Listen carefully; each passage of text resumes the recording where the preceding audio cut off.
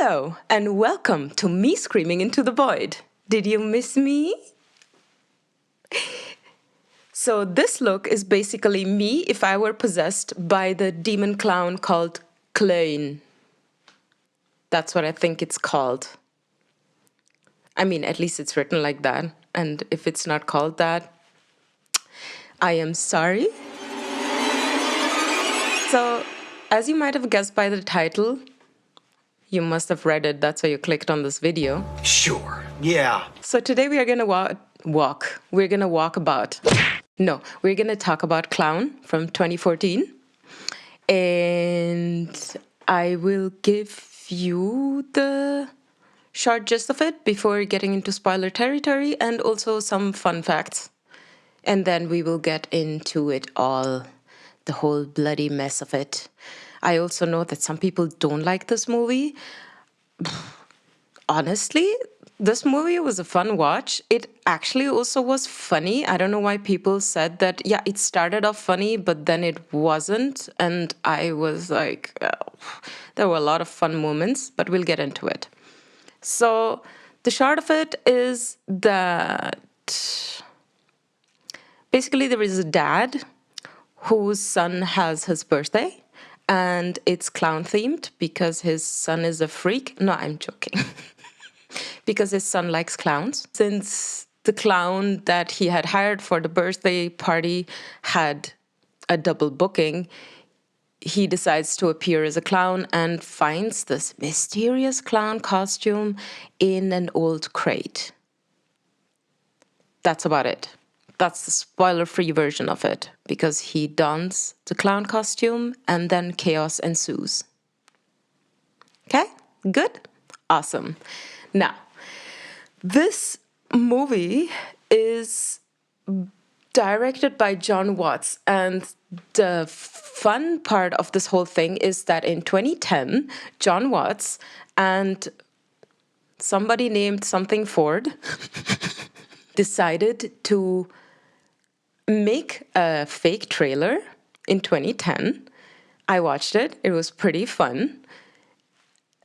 And just had the audacity to put in produced by Eli Roth, I think. Yeah, exactly. So it just claimed in the very first sentence, produced by Eli Roth. And then you see the trailer. And everyone went bonkers because they thought it was another Grindhouse trailer, one of those fake ones. And Eli Roth pretty much thought that it was a very ballsy move and decided to produce the movie. That's like, I should do that too. Should I do that? Maybe I will. I have my qualms about Eli Roth, but we'll get into that in another time and place where I will be talking about Eli Roth movies and about Knock Knock. It's a pizza party.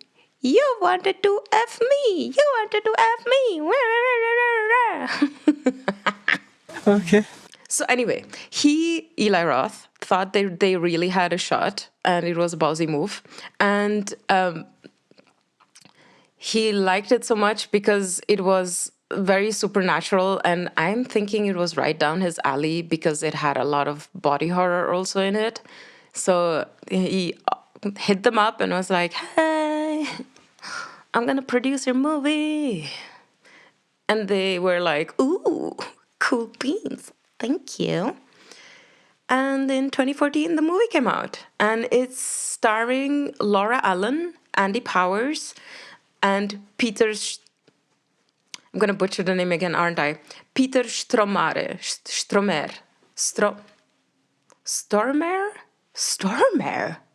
Anyway, what? He's one of my favorite actors, and I don't know how to talk about his name. We're going to go with Peter. Afterwards, I'm going to call him Herbie because he plays this character called Herbert, and I'm going to call him Herbie, okay? So we'll be fine. And it was produced by Mark Cappuccino. I'm going to call him Cappuccino because his name literally is written out Cappuccino, okay? So Mark Cappuccino, Eli Roth, Cody Ryder, and it was written by Christopher Ford. Now I know his first name. Chris. Hi, Chris. Christopher Ford and Jon Watts. So these are a little bit of the things. And now we will get into the movie. So the movie, I love how the movie starts. I just love when movies start in a certain way that immediately immerse you into this is a horror movie. Don't get it twisted. We are not going to lull you into anything. We are going to get straight to it from the very first scene. And then it lulls us into a certain kind of funner vibe. So it starts with screams and just pictures of clowns and figurines of clowns.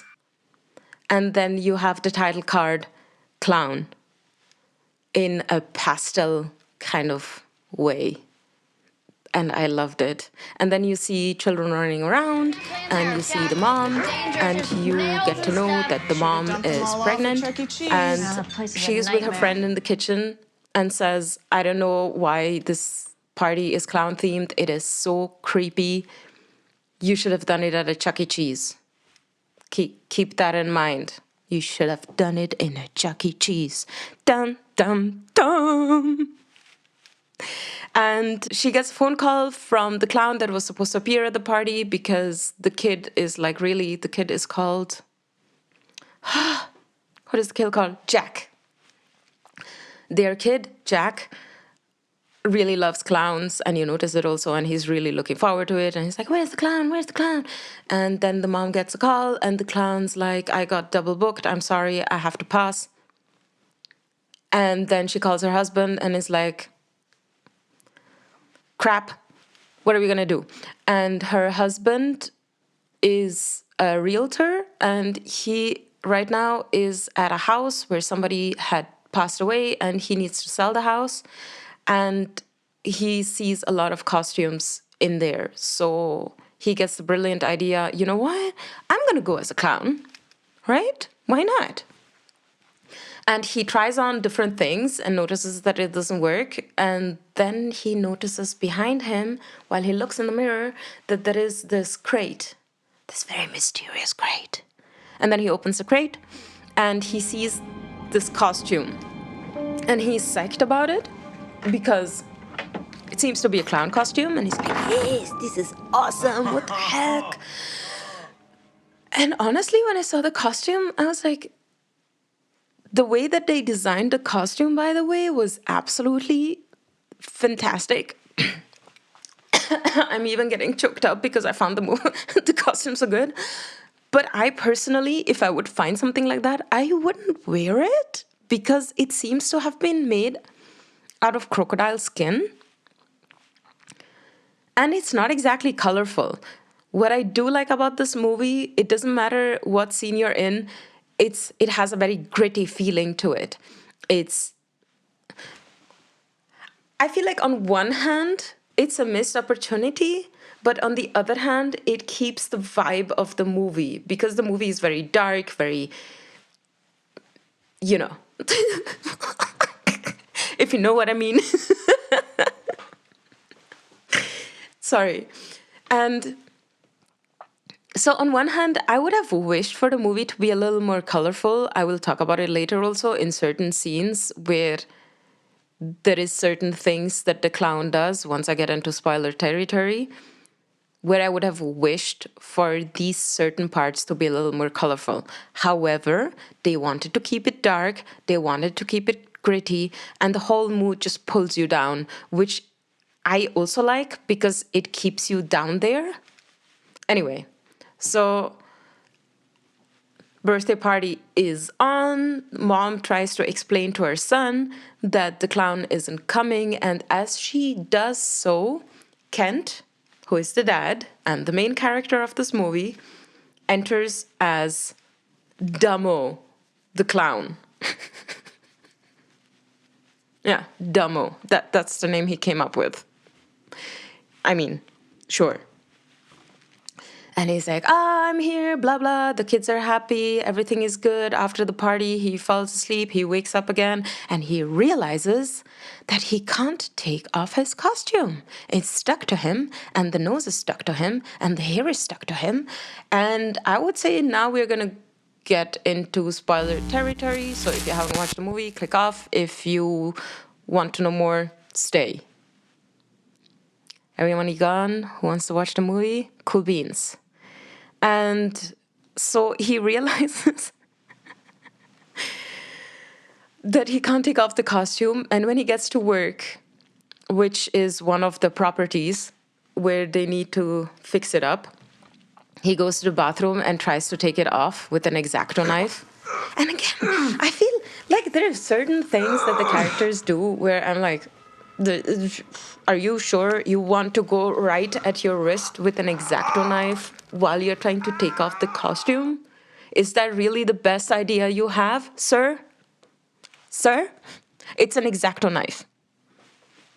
Anywho, he then tries to rip it off, doesn't manage, slices through, gets bleeding. Then he goes to one of the workers who are already making fun of him.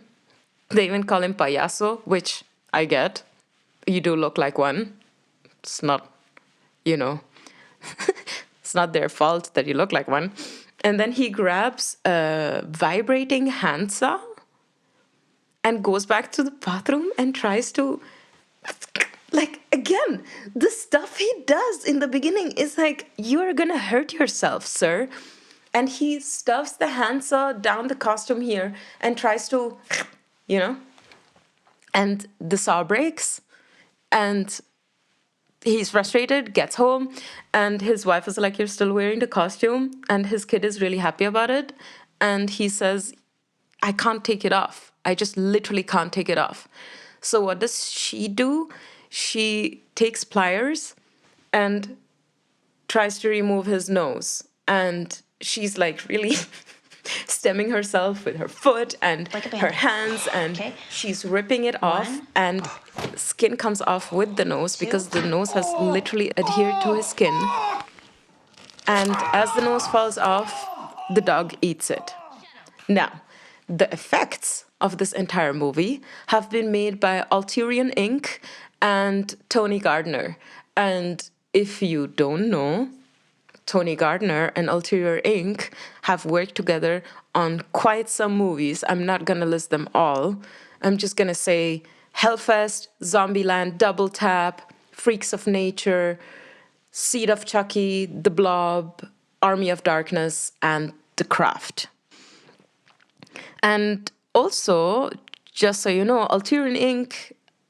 has worked on the new Heart Eyes movie, which I'm looking forward to watching. I'm really looking forward to watching it, but I feel like it's going to disappoint me, like all the other movies that have been hyped and have disappointed me. There's very few movies at the moment that make me happy. Abigail was one of the few ones, and Love Lies Bleeding, and anyway, going off on a tangent. So he goes to the hospital and gets his wounds checked out, and instead of taking it seriously, the doctor is making fun of him. Next scene, he lies under the shower with the costume, and he's just like so depressed, which I get, I would too, and you hear his stomach growling. You wonder why. What is he hungry for? So he goes to the kitchen, and the next moment when the wife also goes to the kitchen, once he has left the kitchen, she sees an entire mess. So he practically ate everything in the kitchen, and I'm guessing his hunger wasn't satisfied. Why would that be?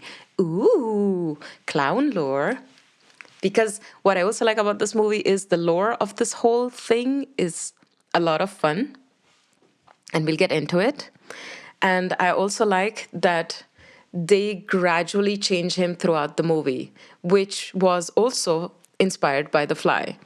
And his skin gets whiter, and he gets more and more, I'm going to say it now, demonic, because the thing is that he later gets to know that the clown costume is actually demon skin.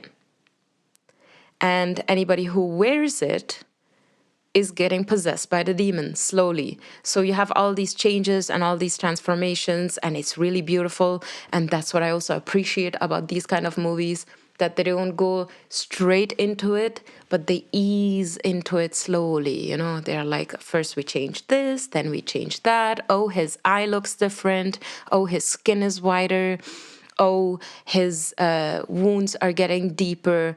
And in the very end, we get this fantastic look that we'll get into it, that just he blooms into this demon like a beautiful flower. I was very happy about the look. You don't say. You don't say. And he starts coughing up rainbow blood.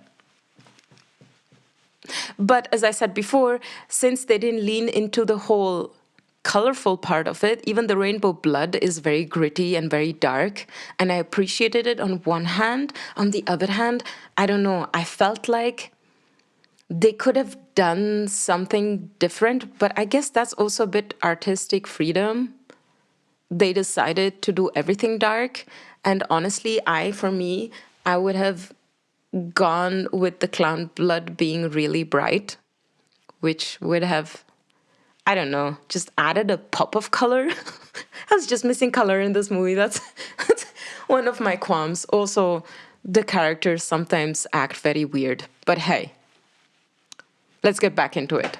So he attempts to find out what happened to him. He goes back into that place and figures out that Martin Carlson, who owned it, has a brother who is Herbie. And he calls him up. And I love that. The first thing Herbert says, which I recognize the voice immediately. Herbie is played by Peter Stormare. Yay! And as soon as I recognized the voice, I was like, yes, let's go. Peter is in the house. Peter is in the house. So he calls him up and he's like, what's happening? And Herbie says, whatever you do, don't put on the costume. Too late for that. So, And Peter says, don't worry. Let's meet at the warehouse. And honestly, if I were Kent wearing a demon costume and contacted the brother of the owner of the house where I got the costume from, and the brother told me, whatever you do, don't wear the costume.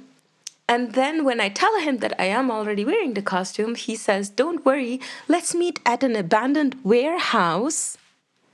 I would not go there. Are you nuts? Why would I go there? That is crazy. But I guess Kent is, desperate. So he proceeds to go to the warehouse. And I like this tiny little detail that as he's phoning him in the car and he's writing down the address of the warehouse, you notice that the blood flow, like there is an extra close-up of his hand. And I don't think everyone noticed it. I did like it though, that you notice that something is flowing through his veins, like it's pulsating. And instead of flowing in the direction that the blood should flow, it's flowing in the opposite direction.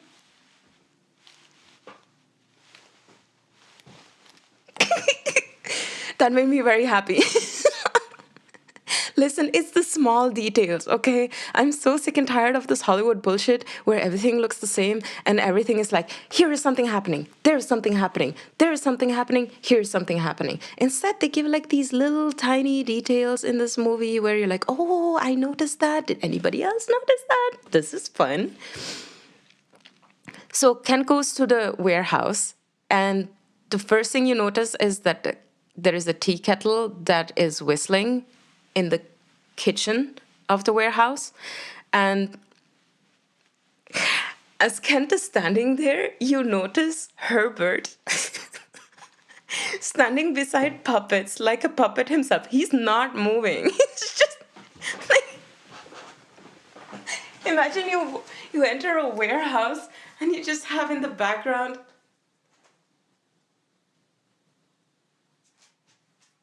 And then he suddenly moves, and obviously he scares Herbert. But I like that a lot. It was a lot of fun.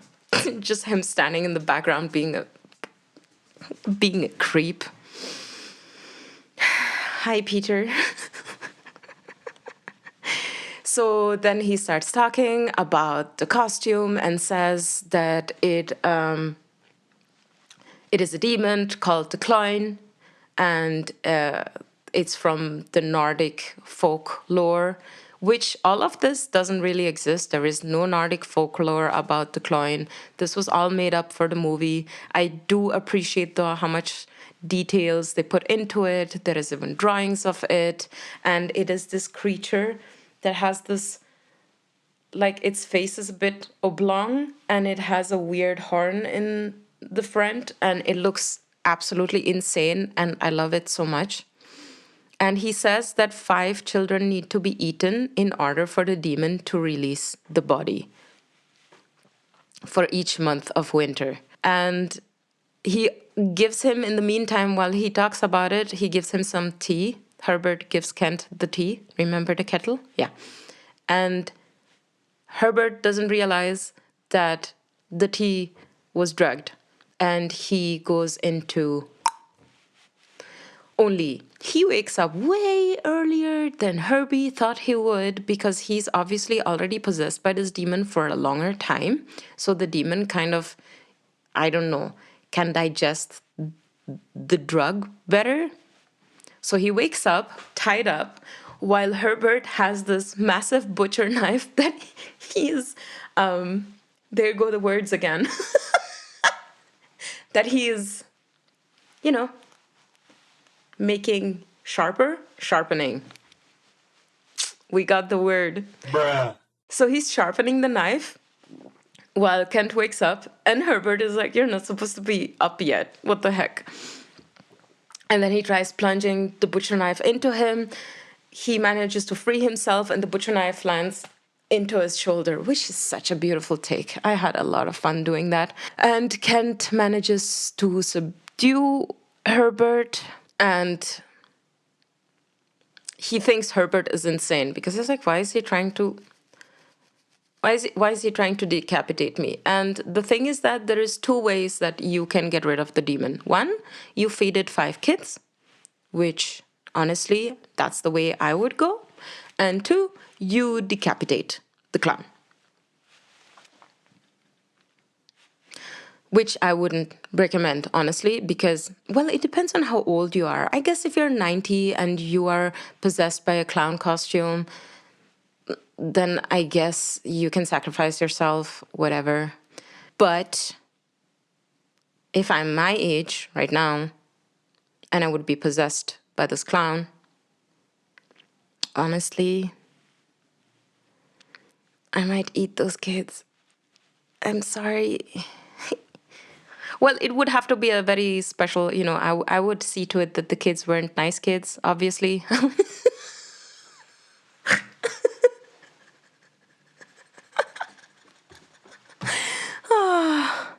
I'm so sorry. But yeah, this is the way we're gonna go. Kent wants to go to the police station. I mean, he kidnaps Herbie and then wants to drive to the police station because he thinks Herbie is insane, which, same, honestly. And the fun fact about all of this lore is the clown is a term from the 1560s that the English used to describe a clown. Now, I did some research, and apparently the figure was inspired by Krampus, which makes a lot of sense because Krampus eats the bad kids. So that was a nice little side note that I figured out. And additionally, I was wondering if, the clown lore and like evil spirit goes back a little further, because I know a lot of people are touchy-feely about clowns being evil. And they're like, oh my God, we are losing jobs because nobody likes clowns. I'm like, no, people just got bored of clowns. I'm sorry. It's time to let go. TikTokers are the new clowns, okay? I'm sorry. I don't mean to be mean, but that's all I can be. It's me. So anyway, I figured out that in Greenland, on the Bufflin Island, there is this folklore about the, oh God, I'm going to mispronounce this. Wait. Idlir Viri song. And it's an evil spirit that has dogs and it dances and I think it sings. It's from the Inuit mythology. And it's usually depicted as a clown with an upturned nose.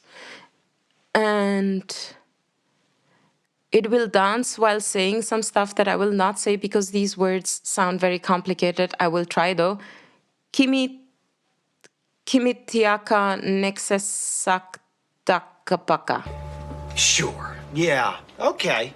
Which means I'm looking for food for my dogs. And if you laugh at it, she will...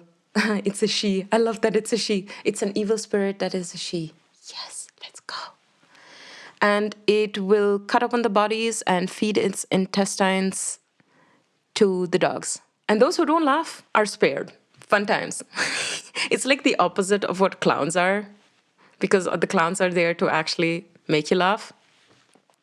But I like this little tidbit. And apparently this clown is loosely inspired also by this creature that I will not name again because what the heck, why do you have to make the name so complicated, or why am I so dumb not to be able to pronounce the name? Actually, it's the latter, it's not the farmer. So, before he goes to the police, he goes home, Kent goes home, leaving Herbert in the car.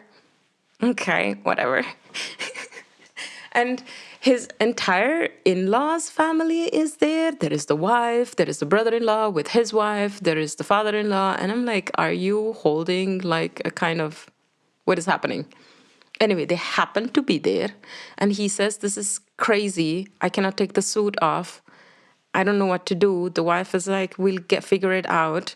And the brother-in-law is just like, just take it off, man. What the fuck? And then he grabs his wig and wants to tear it off. And that's when Kent breaks his arm.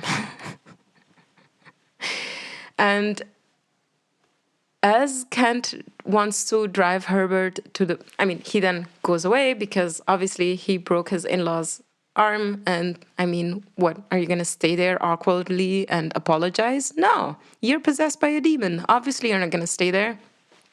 So he goes out into the car, and as he's driving, he starts changing, which is such a nice thing, because the thing is that all of the special effects are done by the artists. There is no CGI, okay? So you have the hands becoming longer, you have the feet growing out of the shoes, which I found such a cool touch. And he's coughing up this rainbow blood? Rainbow blood. And it's at this point that Herbert wakes up and tries to kill him again in the car. And they cause a car crash. And Kent escapes the car and runs into the woods. Which, same. Where else would you go, man? It's like dark. You're alone. Nobody can help you. One guy is trying to kill you. You cause a car crash, so he runs off into the woods and just leaves Herbie lying on the street. And as he's hiding in the woods, there is these kids who are camping in the woods in the dark, in the middle of the night, and are still awake. Which, again, I highly doubt that's happening. Also, where's the grown-up? Usually, when you have Boy Scouts in the woods, correct me if I'm wrong, I might be very wrong, but I would assume that children are not left unattended.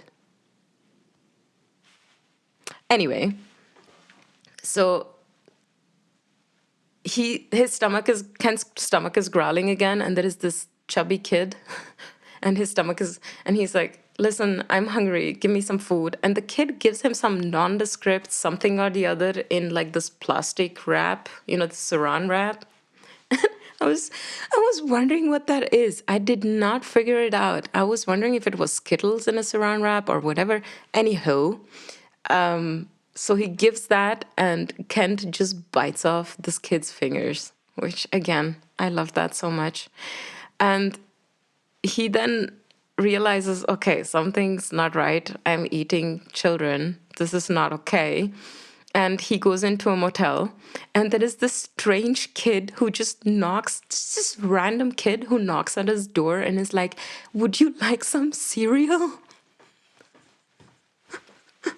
Okay, these children behave very strangely, okay? If I were a child and I would see somebody like Kent in this weird clown costume covered in blood, I would not be knocking at that door, man. I would not be doing that. So Kent tries to himself in the, and there is this beautiful scene in the bathroom where the blood spurts in rainbow colors behind him, again in this dark, gritty way. And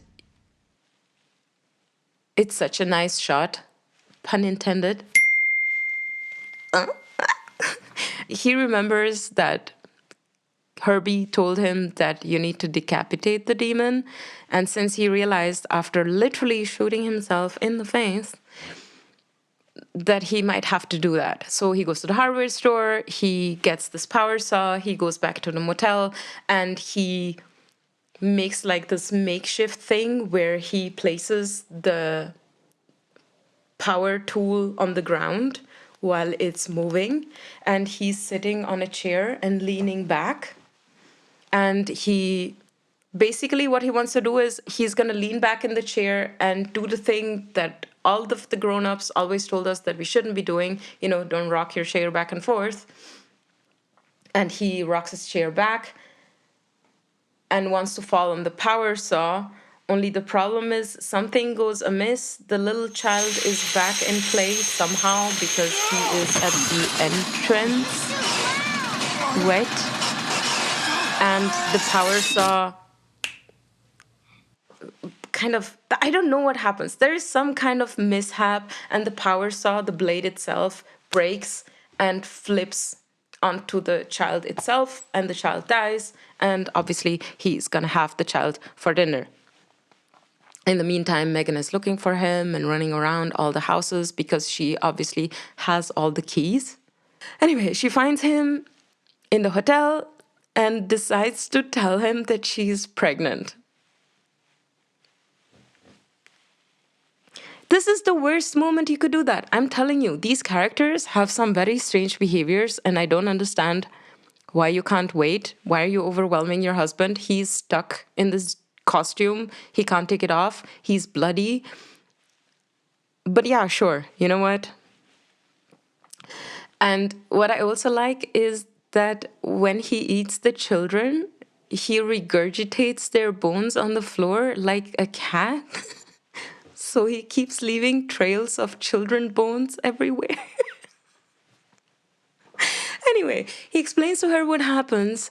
She ties him up in the basement, and then she goes looking for Herbie because she wants to know what's happening, and finds him in the hospital with his mouth wired shut. So obviously he can't help her because his mouth is wired shut because of the car accident. So stuff happens.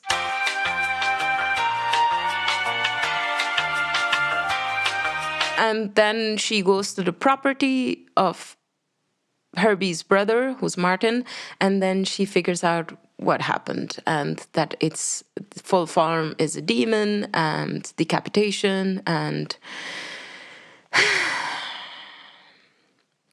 anyway.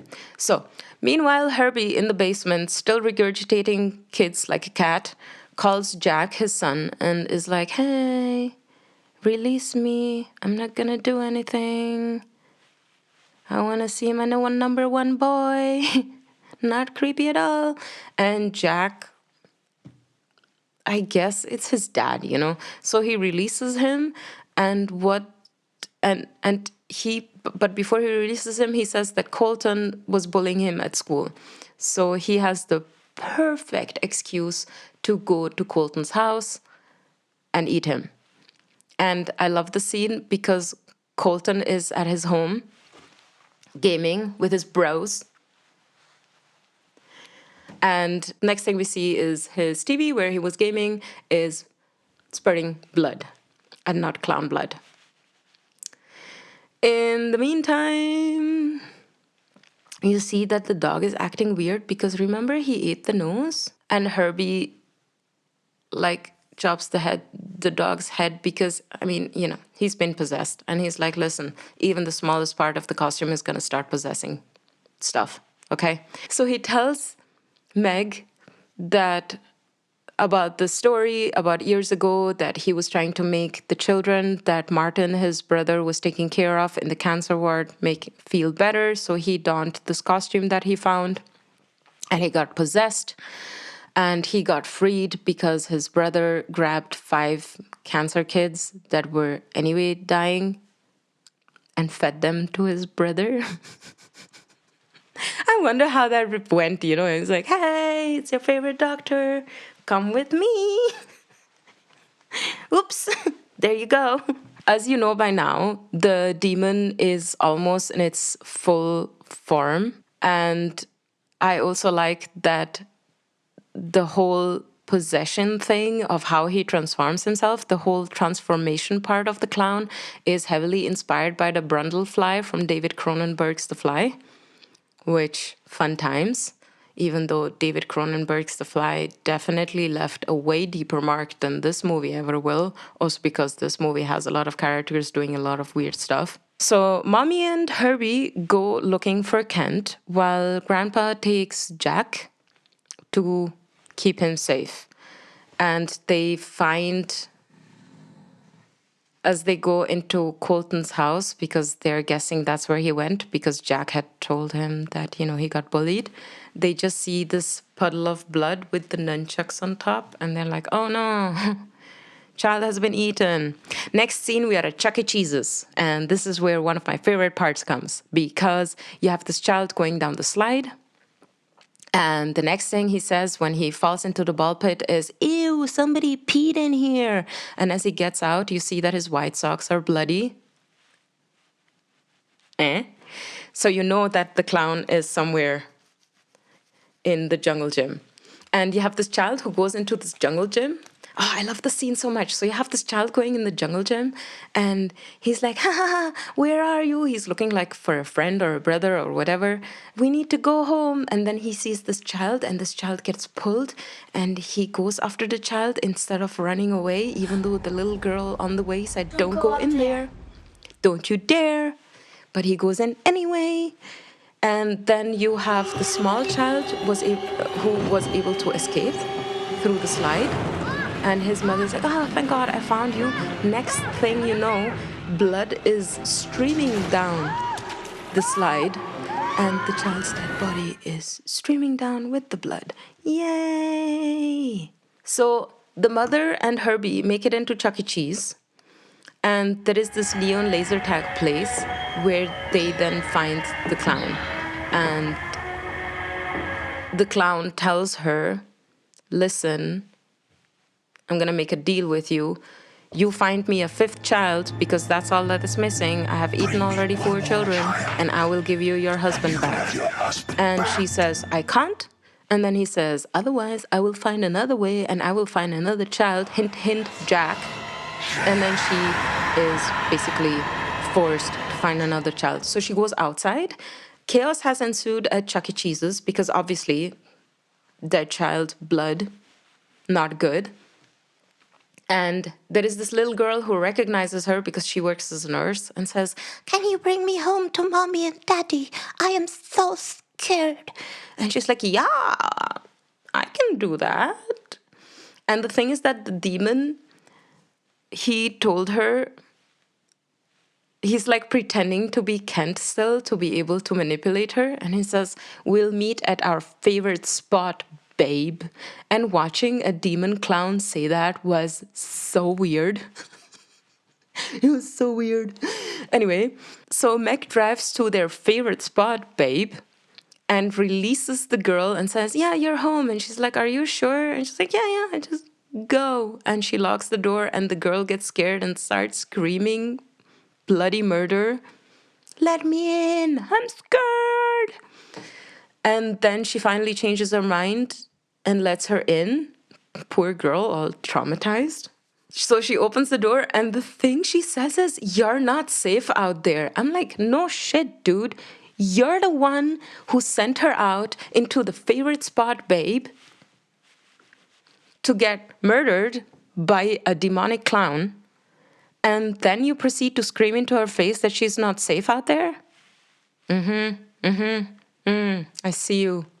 I see what you did there. So she then realizes that the demon had effed with her and pretty much went home to eat Jack. And she races back home, and she's like, "Where is Jack?" to her dad, and her dad is like, "He's safe." And that's when you see the clown in the background, the demon, and he rips that jaw clean off.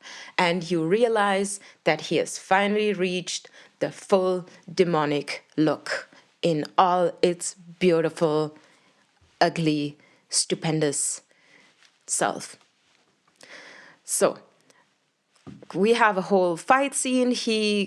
You have a couple of jump scares because Jack is like hiding behind a wall, and the clown hand just grabs him, and he's like, "No!" And he shoves it aside, and he manages to escape, and then Mommy manages to grab the clown and smash him on the floor, and Jack is standing right beside her, and she says, "I'm going to save you," grabs a sledgehammer and knocks the head clean off. Clean-ish. Because what you notice in a nearer shot, there is a very small tendon, muscle tendon, still attached to the head. And he manages to grab Jack's foot, and she then yanks that head off the body, which I liked a lot because, this is just more satisfaction in having it more complicated and having to, grab off the head. That was a lot of fun. That was really a lot of fun. Fun fact, once he reaches his final form, it's not Andy Powers anymore in the costume. It is his stunt double. And also, other fun fact, if you listen closely, when the clown kills Meg's father, he sounds like one of those car honks that the clowns use it. Just listen to it closely. You will notice that. Anyway, in the very end, you have the police escorting the dead body because as she knocks off the head, you see that the clown skin is melting away from Kent's body, and you see Kent's face coming through, and they take away his body and his costume, and you just see these evidence bags in the background, and it's like, ooh, will there be? No, there wasn't a second part. There was no second part. Was this movie fun? Yes. Were there a lot of dumb things happening? Yes. Did some of the children do very strange things, and you wonder why any of these kids were out in the dark without parental supervision? Also, the little girl at Chuck E. Cheese's. Like, where are your parents? You look 10? I would never... I mean, I don't have kids, luckily, but I would never leave a child unattended, even if it wasn't mine. Anyway, I also like that the demon is a little asshat because he has a very sadistic side to him. Like, he doesn't keep to the rules. There is rules, right? 5 kids for every month, and then you can release the body and you can possess somebody else and blah, blah, blah. Instead, he has the sadistic side where he's like, well, I could also eat this child and I could eat that child, and she has an unborn child in her stomach, so I could eat that one too. Why should I stop at one? As I said, this sadistic side is fun because he practically forces Kent also to murder Meg's father right in front of her eyes. Like, he does all these kind of things where I'm just, yes. I love the cinematography of it all. there were a lot of nice shots. There was a really also love being shown, not only from the special effects department, but also from the camera side of it all. The actors were all pretty much involved in it without making it ridiculous. And I think that was a qualm for a lot of people because they were like, this movie is too serious. And I think, yes, but would it have worked if it was more colorful? I would, though, like to see a remake where everything was done on a more fun level and the grittiness was taken away from it, and to make it a little more, I don't know, just lean into the whole clown part of it all and also like more honking. But the thing is also that one of the characters also said that there is nothing fun or funny. Herbie says that there's nothing fun or funny about the legend of the demon clown. And you also see, because it was also heavily inspired by this other folk tale, that also that demon, when somebody laughed at her, she would rip their intestines out and feed them to her dogs. I love that so much. All in all, I really enjoyed this movie. The characters made some very dumb decisions. I'm not going to deny that. But, I feel like if we're going to start just wanting movies that have a deeper meaning and are all, not every movie needs to be like that. I enjoy my horror movies that have a deeper meaning, but I also enjoy my horror movies that just do it for the sake of horror. That's it. That's all there is to it. And yeah, it was a nice romp. And I was glad that Eli Roth was like, you know what, take my money. Fun times. Anyway, this was me screaming into the void. I hope you enjoyed this movie and you enjoyed my look. Wait for it.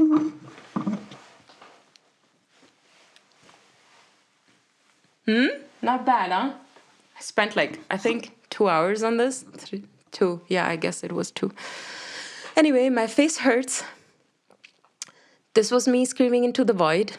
I hope you enjoyed this video. If you did, let me know. Let me also know what other clown movies that you enjoyed.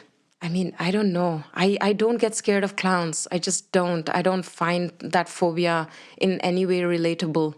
I feel like there is still people inhabiting those costumes, and those people can be good or bad. And that's then just the people. I like this particular movie because it was a demonic side to it, and they really did do something with the whole lore of it all.